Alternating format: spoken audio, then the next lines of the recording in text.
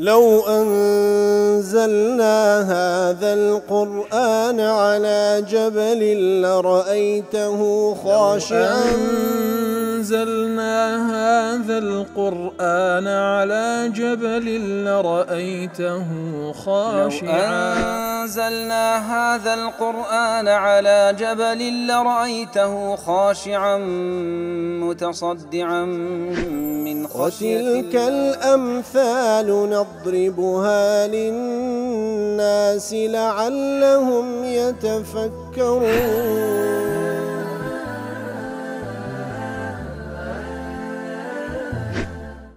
الحمد لله والصلاة والسلام على رسول الله وعلى آله وصحبه ومن والاه. السلام عليكم ورحمة الله.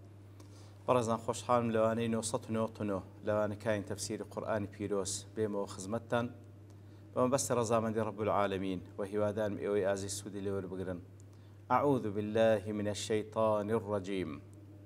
قاتلوا الذين لا يؤمنون بالله ولا باليوم الآخر ولا يحرمون ما حرم الله ورسوله ولا يدينون دين الحق من الذين أوتوا الكتاب حتى يعطوا الجزية عن يد وهم صاغرون. والله خوش ويستمعوا كل دواني رابر دول أخذ مدوات بيروزة دابن كرب العالمين فرمان ما بيدك كقتال بكن لقل أوانيك وإيمان بالله تعالى إيمان بروج دوائنين أواني كوا أويك الله تعالى حرامي كردي وبيغمبرك حرامي كردي صلى الله عليه وسلم أوان بحرامي نازانا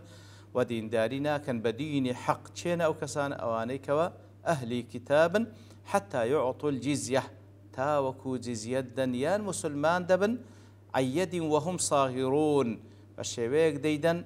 بشيويك وكو عن يد كواتن تفسير شكرا كلواني رابر دباس ماكر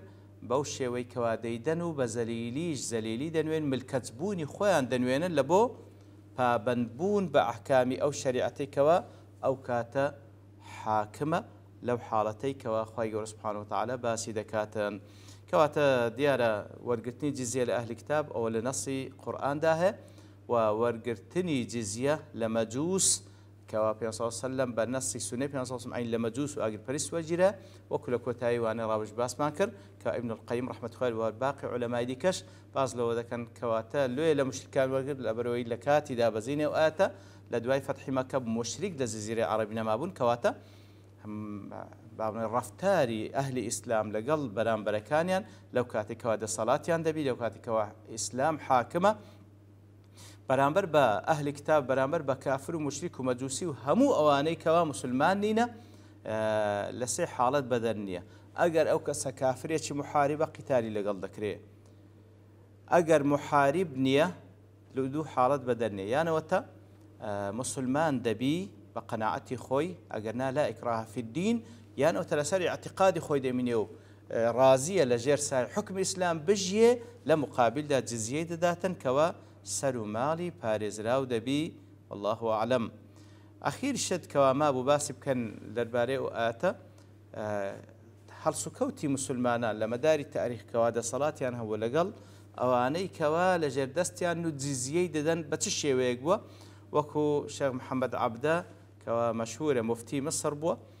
لكتاب الإسلام والنصرانية لوين دري باز دكاتن يعني مقارنة بين تاريخ مسلمان ككواد صلاتهم لقيت تاريخ النصرانيان كذا صلاتهم هبي بس شيء ويقبوا يتدلتن هلا جير نشانك المقابلة بين الإسلام الحربي والمسيحية السلمية بحساب مسيحية دائما ونشان ذلك السلمية لمقابل ده إسلام بحربي نشان ذلك ضليت مشاي تاريخ يامك لا صفحي جمال حفتة سادة الإسلام كان يكتفي من الفتح بإدخال الأرض المفتوحة تحت سلطانه. يتر كاتكوا إسلام دتو ولاتي فتح ذكردو نصرتي بدز دهينا يتر أو زاوية أو خاكو أو ولاتا دكو تجرد صلاتي إسلامي ثم يترك الناس وما كان عليه وما كانوا عليه من الدين. عشان وازي دخل كدهينا وتسدين يشان هبا الإخوان هابي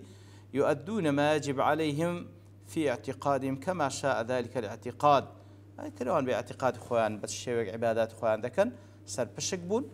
اعتيادي وإنما يكلفهم بجزية يدفعونها تنهى ما دام ده صلاة إسلام ئەوان لەسەر دینی خۆیان دەمینێنەوە ئەگەر ئامادە نەبن مسلمان بن لە مقابلدا جزیەیەک دەدەن لتەکونە عەونەن عەلا صیانەتیهم ئەو جزیەش دەولەتی ئیسلامی بەکاردێن لە بۆی کەوە پارێزگاریان لێ بکە والمحافظة على أمنهم في ديارهم وهم في عقائدهم ومعابدهم وعاداتهم بعد ذلك أحرار کەواتە ئەو جزیە لە بۆی کەوە پارێزگاریان لێ بکرێت لە ئەمن و ئەمانیان و هەروەها لە بۆ سەر و ماڵیان پارێزراوبی لەگەڵ ئەوەش ئەوان لە عەقیدە و لە مەعابدی خۆیان و لە عاداتی خۆیان با بڵێن ئازادن لا يضايقون في عمل ولا يضامون في معاملة لە کار و کردەوەکانیان بە هیچ شێوەیەک مزایقان لەسەر دروست ناکرێ و هەروەها زڵمیان لێ ناکرێت لە معاملە و لە هەڵسوکەوت لەگەڵیان. خلفاء المسلمين كانوا يوصون قوادهم باحترام العباد الذين انقطعوا عن العامة في الصوامع والأديار لمجرد العبادة كواتا خليفة كانش بهمان شوا كسركردي زشكانيان وصيت دكرد وآموجقاريان دكردن دانقو آقادار من آواني كوا لخلشي دابراين ولا صومعو لخلوتقاكاني خوان عبادة دكن بيشت احتراميان لبجيره كما كانوا يوصونهم باحترام دماء النساء والأطفال وكل من لم يعن على القتال وارها أموجقاريان دكردن بويكوا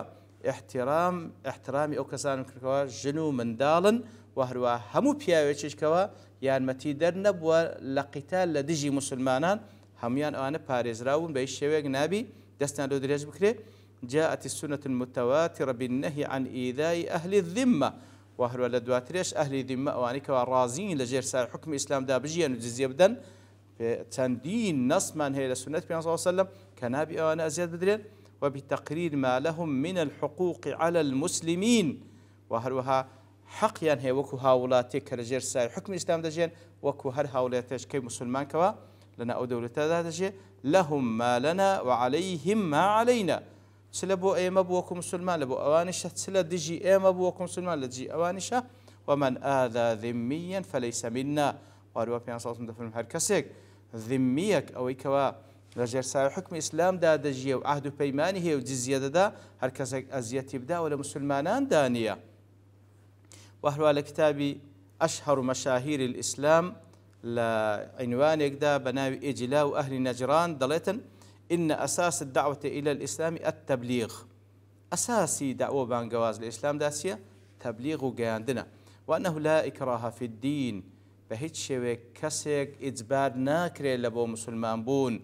فمن قبلها كان من المسلم هكذا أو دعوة بانقوازي قبول بي أو طبعا المسلمان والرئيس مسلمانانا ومن أبى فعليه أن يخضع لسلطانهم أو كوا قبول شنبي مسلمان بي على حالته بيستا فابن بي ملكت بلبود صلاة إسلام وأن يعطيهم جزءا من ماله وهروها بشيق لمال خوي داوكو جزية لبو أو كوا حماية ماله وعرضه ونفسه لبو يتاوكو سرو ماله هموش تيشي باريز راوبي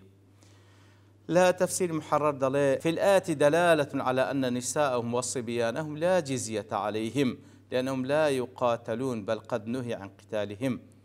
وتبلغي لسركوا جنو من دال جزيان لسرنية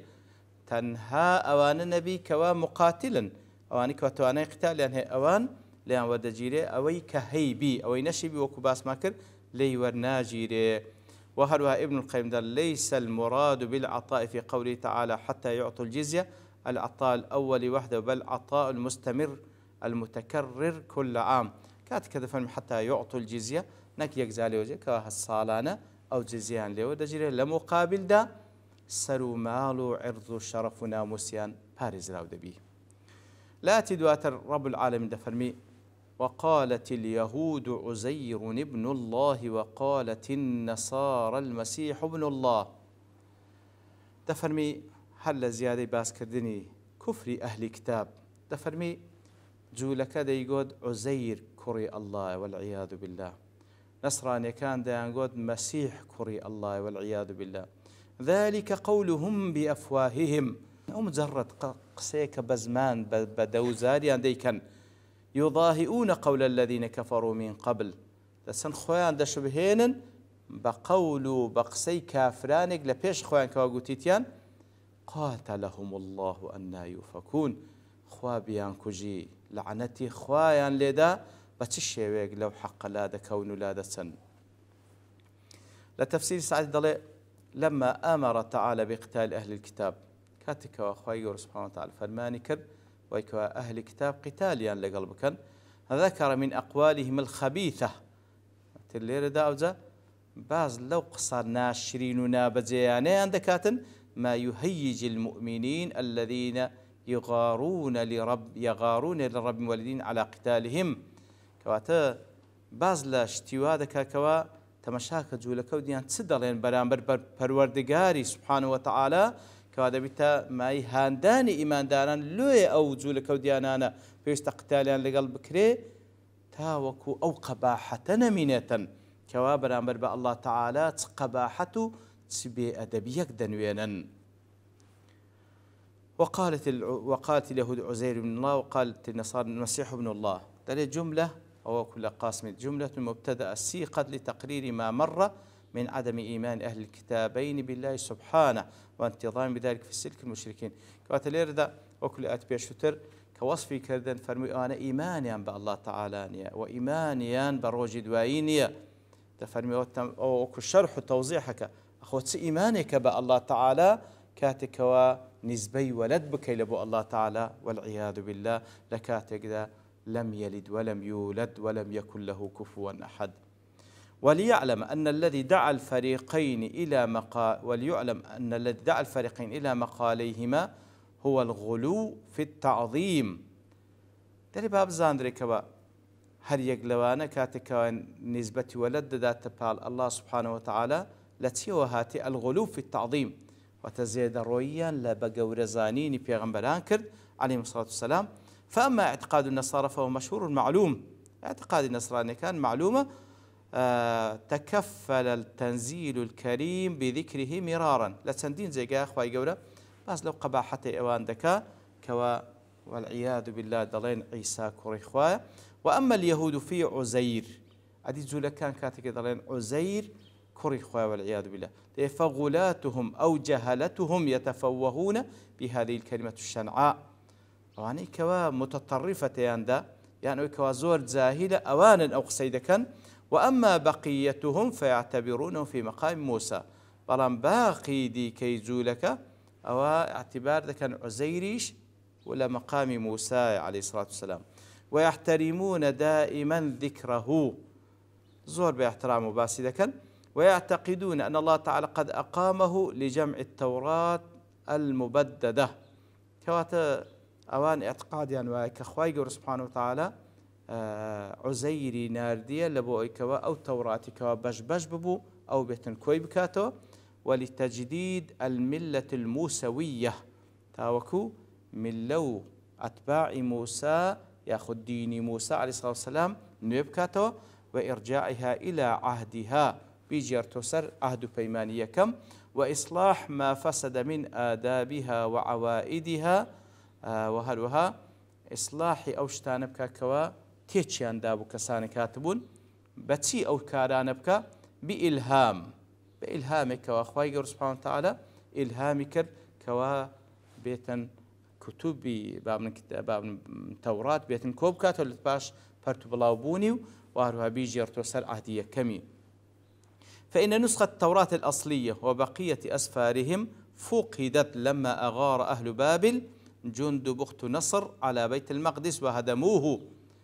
كواتا دلي نسخة التوراة أصلية كو وهروها باقي أسفار كان كاتكوا أهل بابل جنديكاني بخت نصر كاتكوا هجوم كردسر بيت المقدس أوانا هموي برشو بلاو بزربو وسبوا أهله إلى مملكتهم بابل وأهل كشيان كذا سبايا وعبيد برديانة منطقة بابل وأقاموا هناك 70 سنة حتى صلى يومانوا ثم لما نبغ فيهم عزير واشتهر على دواتري لدواي أو حتى صار كاتك عزير لناويا بديار كوتو مشهور بو واستعطف أحد ملوكهم في سراحهم وهروها إتر وكو كساتيك هاد اللي قال يقل ملك كان بابل قصي قال كردو داواي لكركوا أو جول كان آزاد بك فأطلق له الملك الإجارة كواتا ملك أو ملكة ديالا والله أو داوكاري عزيري داوا فعاد من بابل بمن بقي من اليهود إلى بيت المقدس يتر أويكوا رجاي بيدا لجولك لبابل أو جراندية ولبو بيت المقدس وجدد من دثر من الشريعة الموسوية أويكوا برشو بلاو بياخد آثار شونواري نما بولا دين لشريعة موسى عليه الصلاة والسلام أو هاد نوي كردو توراتي كو كردوا فلهذا العمل المهم عندهم دعوه ابنا يتلسر أو كاري قرنجي كوا كردي أو نعم لنا أو كري خواي والعياذ بالله وكارك الدكاء وفيه من الجرأة على المقام الرباني ما طبعا كسكوا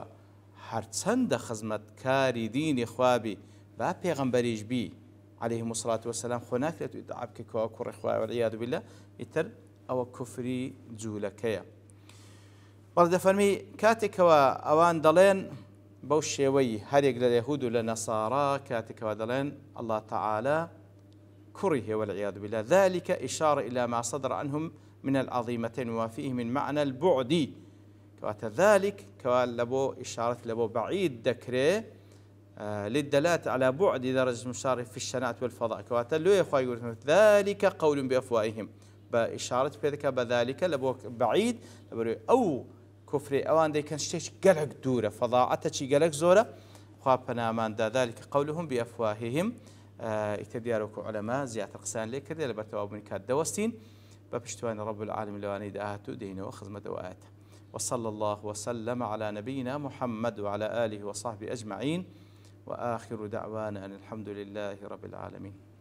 لو أنزلنا هذا القرآن على جبل لرأيته خاشعا أنزلنا هذا القرآن على جبل لرأيته خاشعا أنزلنا هذا القرآن على جبل لرأيته خاشعا متصدعا من خشية الله وتلك الأمثال نضربها للناس لعلهم يتفكرون